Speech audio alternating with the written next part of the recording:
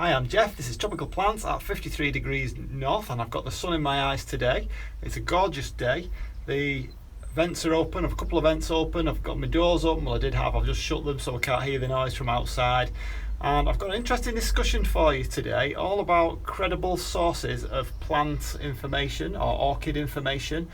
And I'll tell you a little bit about what led up to that, and right at the end I've got a really big surprise, so hang in there and let's get in.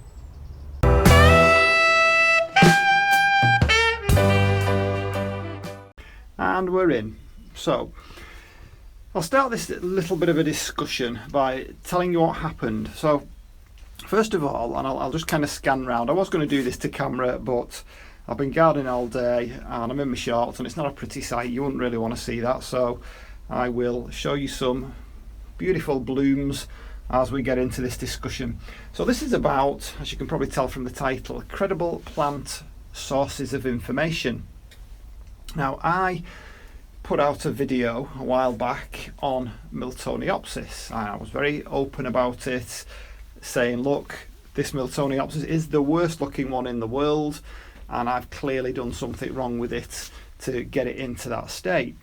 So, cut a long story short, I then went through, during the video, telling you about some information that I'd found out about it, and I got it from the American Orchid Society, which, to my mind, at that point, seemed like a credible source of information.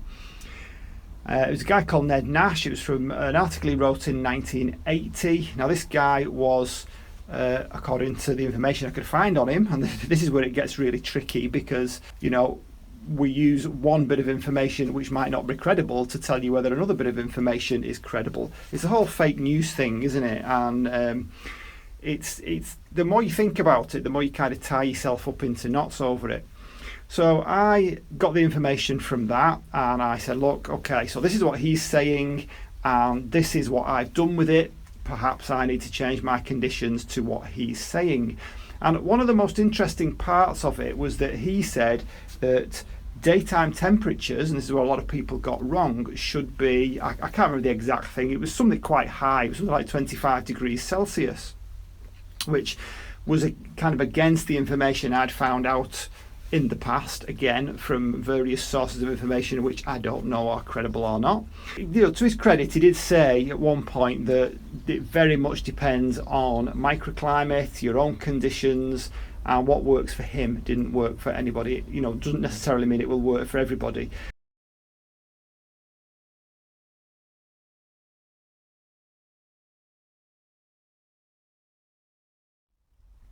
Okay, apologies, slight interruption there. I've lost my thread, I'll have to start again. Somebody came. Okay, so where was we?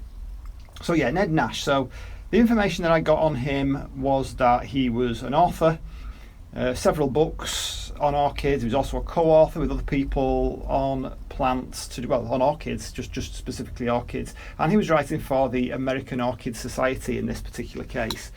And it was up on the website there, and I also found somewhere, I don't know if it was on the article or somewhere else, and by the way, I did link to the article in the description on the video on Miltoniopsis. It said that he was also involved with commercially growing, or he had been involved with commercially growing Miltoniopsis, or Miltonias as they were in those days.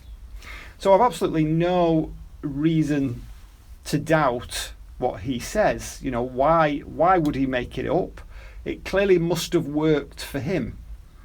So, okay, roll on a little bit, and we have some fantastic comments in the comments section on this, which kind of led to many interesting discussions on this particular topic, and some quite varying thoughts on it.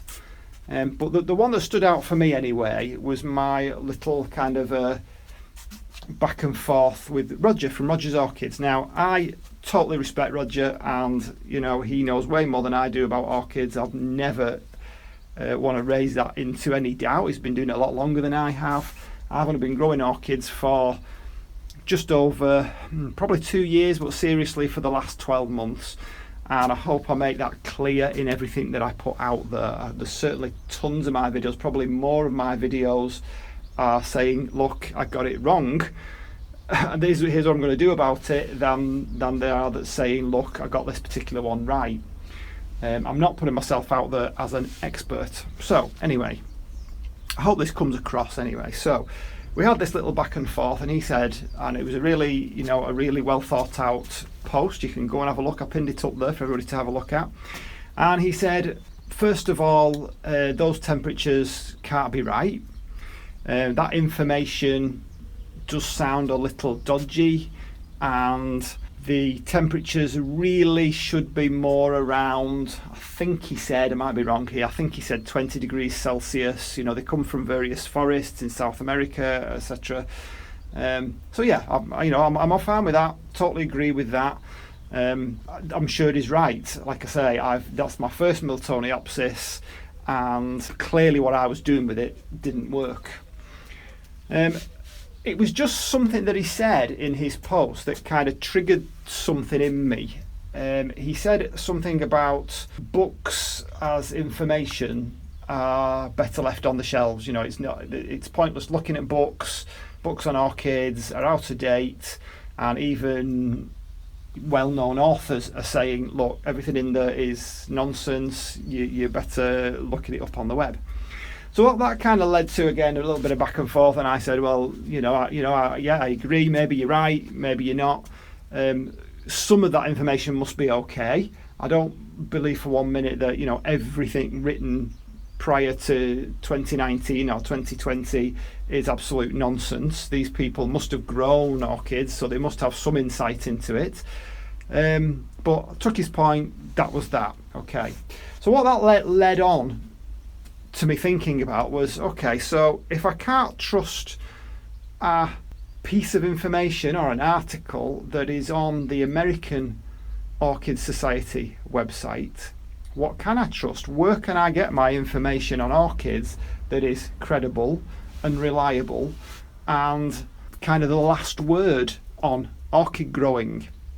So I made myself a little list.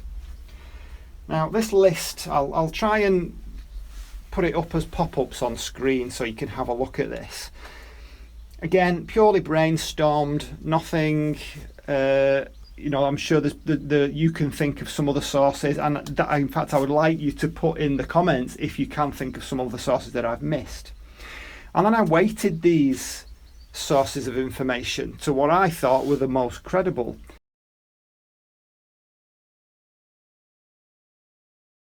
Really to help me and to help others in the future to find information on growing orchids that will help us all to grow them better.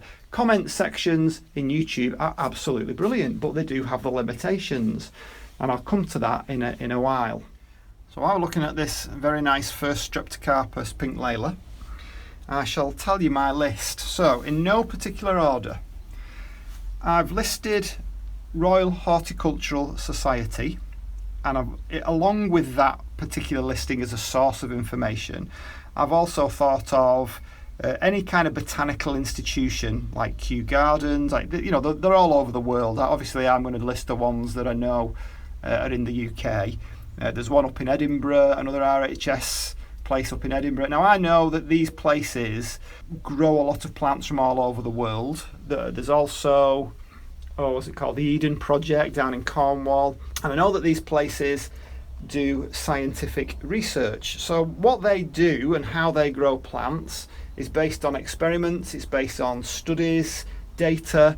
And if I know anything about scientific studies, that generally they are peer reviewed. So that means that other scientists have, for it to be published, other scientists have got to get together, especially if it's published in a journal, and they've got to get together, they've got to review it, and they've got to look at it and replicate what was written down, what was kind of ascertained as or proposed in this scientific paper. So those kind of institutions, and as I said, they'll be all over the world, that would be my number one source. I mean, I've just happened to read what I would say is my number one source of information out first, but the rest of them are in no particular order, and then I will order them. I'll tell you what, change my mind, I'll try and do them in order.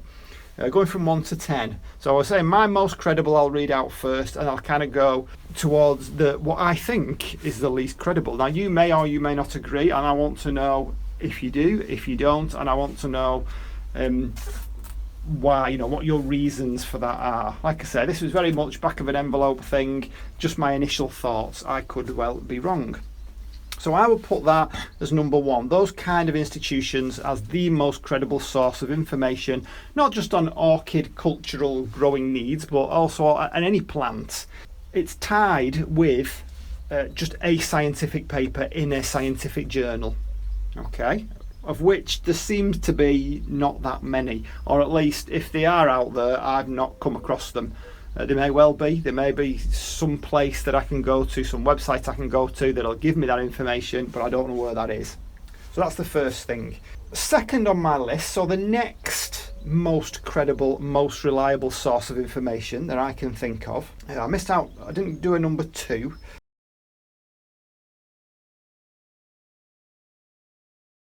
I went to number three, and I've put commercial growers. Now, I've based that on the fact that I think commercial growers have like an organisation amongst themselves, a bit like farmers really. They're well organised because their livelihoods depend on it. They're growing on a large scale, and if they don't get those growing conditions right, they go out of business. And the fact that they are operating and they are growing these plants en masse, selling them en masse, means that they must have something, or they must be doing something right to grow them. Now, it may well be that it's based on drugs, I don't know. Maybe they have some special thing that gives everything a boost, regardless of conditions, no idea. But I would put them certainly very high up, I would say. Commercial growers, I would take as being a credible source. You might not agree. If you don't, please tell me why. I don't have any experience of any commercial grower. It's just, in my mind, that's where I am at the moment. That's my conviction at the moment. It may change based on what people tell me, based on my experience. Number four, I've got two places in number four, and I've put books and society websites. Society websites as in Orchid Society websites or Cyclamen Society websites, etc. Now, I would have put that a little bit higher up based on my own feeling initially, but from what Roger said, yeah, I kind of get his point about these websites, especially the Orchid Society websites. I mean, I can look at various Orchid Society websites, and some of them, depending on who runs them, some of them are not up to date, some of them don't look like they've been checked, some of them I've kind of got the same information that they've had on there for 30 years. So maybe it depends very much, that we're not talking about a business here, we're talking about a society website, probably run by somebody who's retired, probably run by somebody who is doing it as a hobby and is more interested perhaps in showing orchids than putting information down up there for people to read. So that's why I've put society websites slightly lower down on the weighting, and I've also put books along that line. Now, it may be books might be a 3 rather than a 4, but again, you've got to think of the motivation of the people. Now, maybe it's based on research, but where have they got the research from? Do they just trawl the web and get information from there, or have they questioned growers, or are they experienced themselves as growers? Again, there's going to be quite a lot of nuance within books. One book might be fantastic, another one might not be. It's very easy these days, just as easy it is to say, well, okay, if this book's 30 years old, it's based on old information. But conversely, equally, if it's written and it's up to date, let's say it was written in 2020, well, pretty much anybody can write a book these days. The barrier to writing a book has really dropped quite considerably over the years, and there's nothing to say that whoever writes that book is an expert in that subject. So books, as along with probably virtually every source that I'm talking about here, is there are nuances within books, but at the moment I've put that as a number 4. So let's just recap there. We've got most credible, we've got any kind of botanical institution and scientific journals or papers. The next one down from that, I've got commercial growers. Then I've got books and society websites. Then we come to me, really, what I am. And again, there's nuances within this.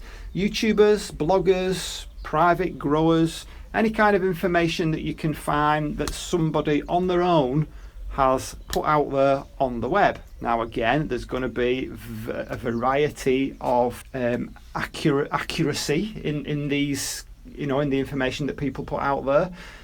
But the reason I've put that quite far down the list is not to say that everything I put out there is nonsense or everything everybody else puts out there is nonsense. It's just that it's based on a small sample size.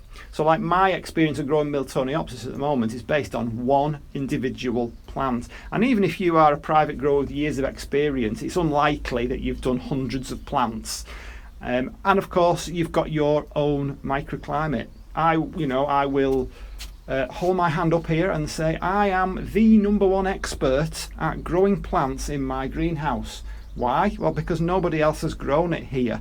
It's very, very unique to this particular situation. It's very unique to me, and I think that's probably the case of writing about their own plants. That's not to say that information isn't reliable, but as far as translating that to anybody else, well, you've got to take it with a pinch of salt in as much as try it for yourself. So again, I've put that further down the list, but again, there's going to be nuances in between there. There's going to be people who are more experienced, people who are better at it, frankly, people who have grown many plants for many years, tried different things, but it still comes back to it's worked for them where they are.